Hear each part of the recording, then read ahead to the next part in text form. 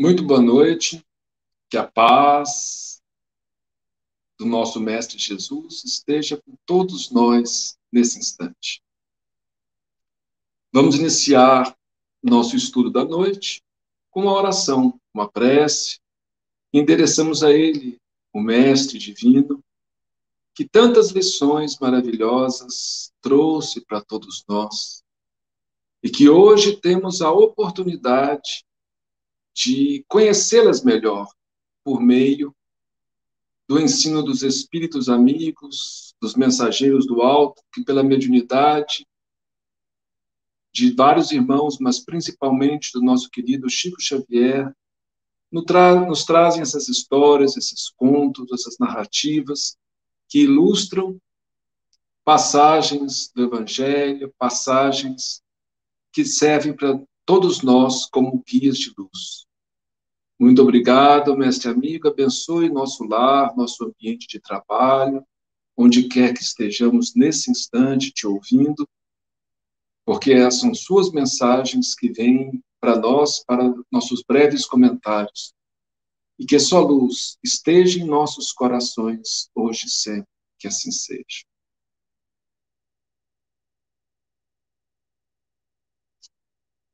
Então, na noite de hoje, estamos continuando e quase terminando o livro Jesus no Lar, do nosso querido Neio Lúcio, o espírito Neio Lúcio, psicografado por Chico Xavier. Esse livro que tem tantas histórias boas para que nós possamos, inclusive, fazer o Evangelho, né? Que é algo que todos nós devemos fazer pelo menos uma vez por semana, naquele horário marcado, lermos uma página do Evangelho segundo o Espiritismo, comentarmos, meditarmos, se possível, ler um livro de mensagens ou um livro de histórias como esse, Jesus no Lar. Depois fazemos uma prece, agradecemos a Deus e estabelecemos assim uma rotina semanal muito importante, porque nesse momento os espíritos amigos, os mensageiros do alto, eles se programam para visitar nossos lares, nos assistir, nos acompanharem e nos fortalecerem. E a gente vai tornando a nossa atmosfera familiar muito mais saudável, mais tranquila, com maior envolvimento espiritual positivo dos amigos da luz, que ao mesmo tempo mantendo afastado aqueles irmãos em desequilíbrio que muitas vezes podem nos perturbar. Então, nesse livro, como a gente sempre fala, né, são reuniões que Jesus fazia como se fosse o evangelho lá na casa de Simão Pedro, ali em Cafarnaum. E muitas pessoas compareciam ali. Não só Pedro e seus familiares, como os outros discípulos, amigos, conhecidos, que estavam ali. Cafarnaum, uma cidade pequenininha, né? Era uma vila, na verdade, e ali todo mundo se conhecia, e muitas vezes as pessoas tinham essa oportunidade maravilhosa de ouvirem Jesus. Então, esse capítulo, o capítulo 47, se intitula O Educador Conturbado. Comentava André, o apóstolo prestativo, André, irmão de Simão Pedro, né? As dificuldades para afeiçoar-se às verdades novas. Então, eu estava comentando sobre as dificuldades que é para a gente se adaptar às verdades cristãs. Não é fácil, a gente tem maus hábitos mentais, espirituais, a gente traz na alma tantas más tendências, a gente se habituar ao perdão, à compaixão, à, à caridade, né, sentida, à humildade. Isso tudo são tarefas que não são fáceis. E aí André estava falando isso, das dificuldades, né? E aí Jesus narrou uma história, uma parábola para edificação de todos que estavam ali. Um homem singularmente forte, que se especializara em variados serviços de reparação e reajustamento, foi convidado por um anjo a consertar um aleijado que aspirava ao ingresso no paraíso. e aceitou a tarefa. Então, aqui é simbólico, né? Quando fala aleijado, a gente está falando principalmente aleijado da alma. Não é porque a pessoa tem algum problema físico, ela deixa de estar, que ela vai ser admitida no paraíso. É uma maneira simbólica de dizer, né? Então, é um aleijado que queria entrar no paraíso, então o anjo, na palavra anjo, né, na língua hebraica, significa mensageiro. Então, o mensageiro de Deus encontrou um homem forte, né, estava acostumado a serviço de reparação, né, e convidou ele para consertar essa pessoa, né, que tinha um problema e que queria entrar no paraíso. E ele aceitou a tarefa. Avizinhou-se do enfermo, chegou perto, de martelo em punho, imagina, né? E não obstante os gritos e lágrimas que a sua obra arrancava do infeliz, aprimorando-o dia a dia, cumpriu o prometido. Então, todo dia lá ele estava martelado, acertando e tal, né? Isto é, provocava dor, né? A ideia é essa, né? O reajustamento provocando dor, porque a pessoa está desajustada. Então, para se reajustar moralmente, espiritualmente, muitas vezes é a dor que vem ao nosso encontro. O mensageiro divino, satisfeito, o anjo, né, rogou-lhe a contribuição no aperfeiçoamento de uma velha coxa. Ela te mancava, né, uma velha, que desejava ardentemente a entrada na corte celeste. Então, ela também queria entrar na corte celeste, né? Coxa, já tinha um outro defeito espiritual, dizendo assim: o trabalhador robusto, indiferente aos gemidos da anciã, impôs-lhe a disciplina curativa e gradativamente colocou-o em condições de subir às esferas sublimes. Então, aqui, Jesus usava ideias materiais para que as pessoas ali pudessem compreender melhor. Jesus procurava ser o mais didático possível. Então, ele imaginou uma cena, né, onde um homem fosse lá consertar uma pessoa que tinha um problema, né, para andar, uma senhora, uma de idade, né, e ele conseguiu, aos poucos, foi fazendo, e a pessoa começou a andar normalmente, pôde, né, subir às esferas sublimes. Então, na verdade, consertou um defeito espiritual. Para a pessoa subir para as esferas sublimes, não adianta consertar só os defeitos físicos, né? O ministro do alto, o anjo, né, jubiloso, solicitou-lhe o concurso no refazimento de um homem chagado e aflito, que anelava a beatitude dele. Então, tinha um homem também que estava chagado, aflito, cheio de chagas, né? E ele também pedia que ele queria essa beatitude, né, para o céu, digamos assim. O consertador não hesitou.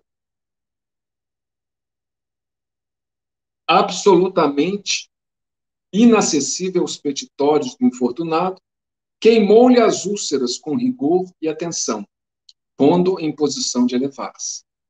Então, o homem, mesmo reclamando, ele foi lá, queimou as úlceras do homem e tal, consertou, o homem ficou bom, podendo subir ao alto, né?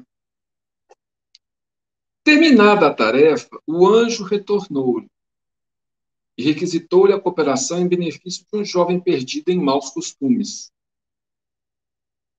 O restaurador tomou o rapaz à sua conta e deu-lhe o trabalho e contenção, com tamanho tirocínio, que em tempo breve a tarefa se fazia completa. Então o homem pegou o rapaz, deu trabalho, deu atenção, botou ele para fazer, então o rapaz se aprumou.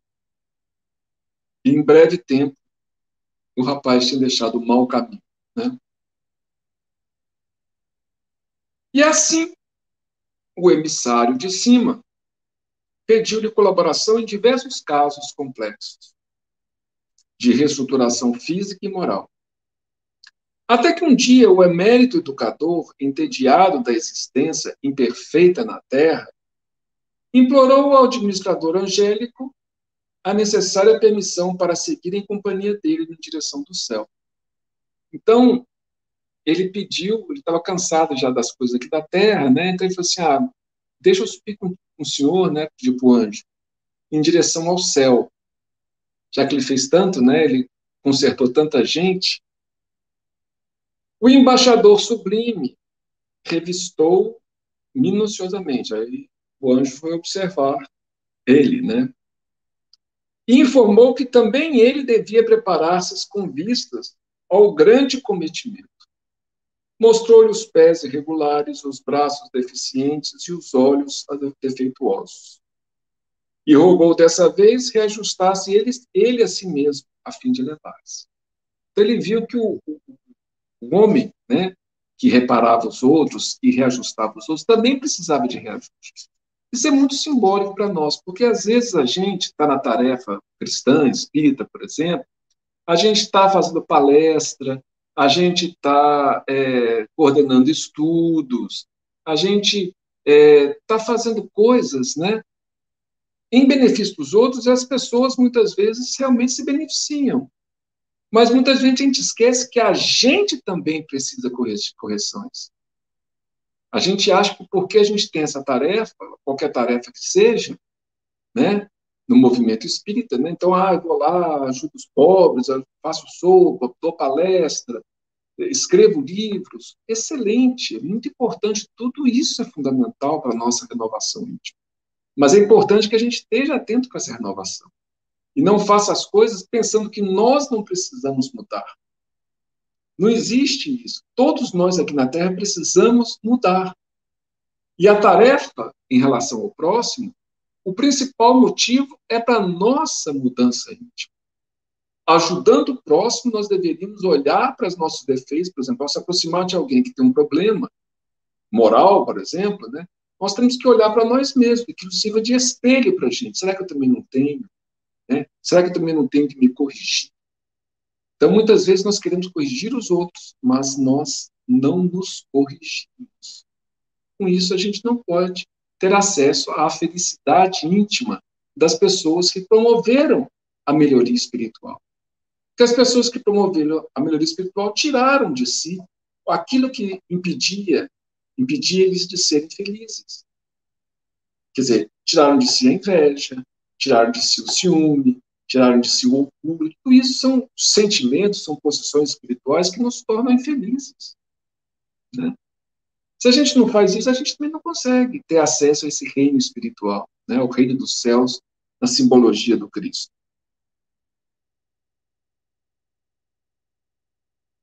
Aí, o que o disciplinador fez, o homem? Né? Começou a obra de autoaprimoramento, esperançoso e otimista. Agora eu vou me consertar, eu sei consertar os outros, vou me consertar. Entretanto, seu antigo martelo lhe feria agora. Então, a gente não usa martelo, mas a gente usa palavras, a gente usa pensamento, e aquilo que a gente fazia em relação ao outro começa a ferir a gente. E a gente começa a desanimar. Então, a gente tem que tomar muito cuidado. Né? A própria carne, que ele, em vez de consertar os pés, os braços, os olhos, caiu a contorcer-se no chão, desditoso e revoltado, proferindo blasfêmias e vomitando injúrias contra Deus e o mundo.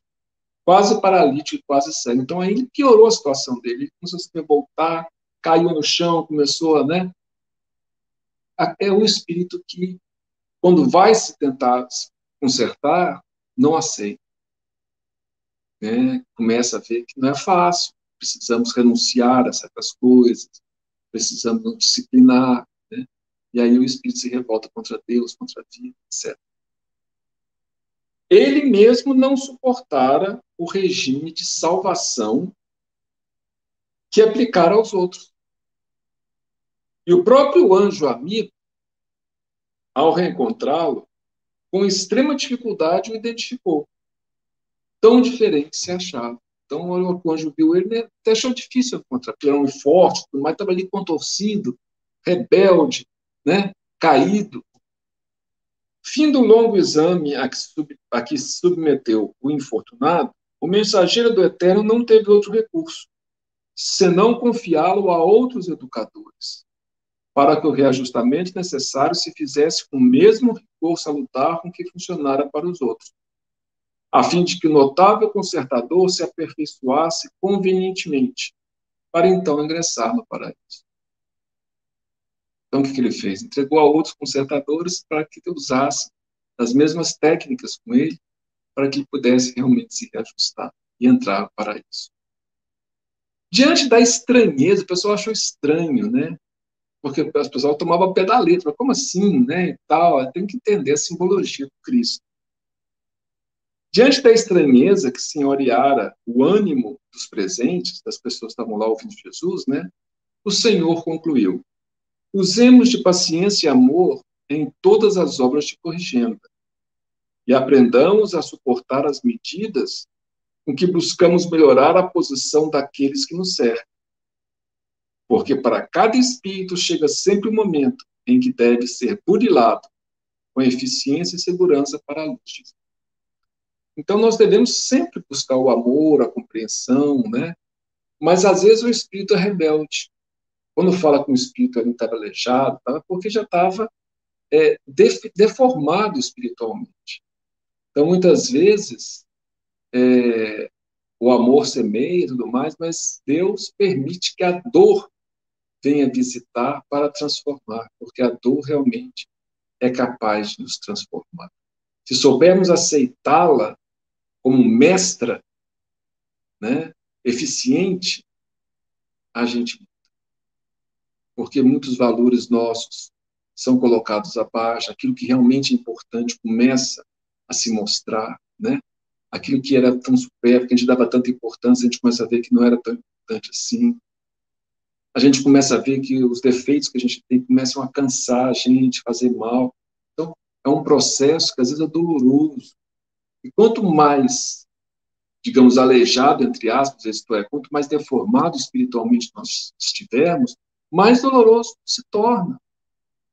Se tem algo que eu carrego comigo durante muitas encarnações, e um outro espírito apenas caiu na última encarnação, é claro que para ele é mais fácil se levantar do que para mim, que às vezes carrega o mesmo hábito, as mesmas más tendências por séculos e séculos.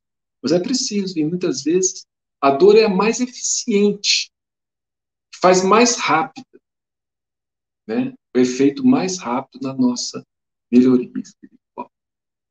Então a gente tem que entender isso, né? A dor, Deus não criou a dor no sentido, né, de querer punir, mas os mecanismos da lei criaram a dor para corrigir, onde nos afastamos daquele bem que é o bem para nós mesmos. Quando começamos a caminhar, né, dizem que a dor é como se fosse um cachorro, né, que cerca a ovelha que está caminhando para o precipício. Ela morde ali para que a ovelha volte ao caminho. Então, esse é a importância da dor, né? Então, aqui terminamos o nosso capítulo 47, né, que é o educador conturbado. E semana que vem, se Deus quiser, faremos o próximo capítulo. Vamos, então, assim, encerrar esse estudo na noite de hoje, agradecendo a Deus por essa mensagem, que nós saibamos mudar, né? Que nós possamos enxergar nossos defeitos e mudar com paciência, porque às vezes demora, mas que possamos mudar, porque se nós mesmos não nos mudarmos, as leis divinas virão ao nosso encontro para a nossa transformação. Porque Deus quer que a gente evolua, que a gente cresça. É da vontade divina que a gente seja feliz. Então, mesmo quando a gente não quer, quando a gente escolhe o caminho errado para nós mesmos, Deus permite a escolha, até chegar o momento que a dor vai nos visitar, para nos conduzir novamente ao caminho do bem e da felicidade. Muito obrigado, Senhor Jesus, abençoe nossos lares, que possamos ter uma semana proveitosa, Senhor. Que possamos ter uma semana de muito aprendizado, muita calma, que os benfeitores amigos continuem nos auxiliando, nos inspirando, e que possamos estar contigo cada vez mais sempre. Mais uma vez te agradecemos, Senhor. Ser conosco, hoje e sempre. Que assim seja.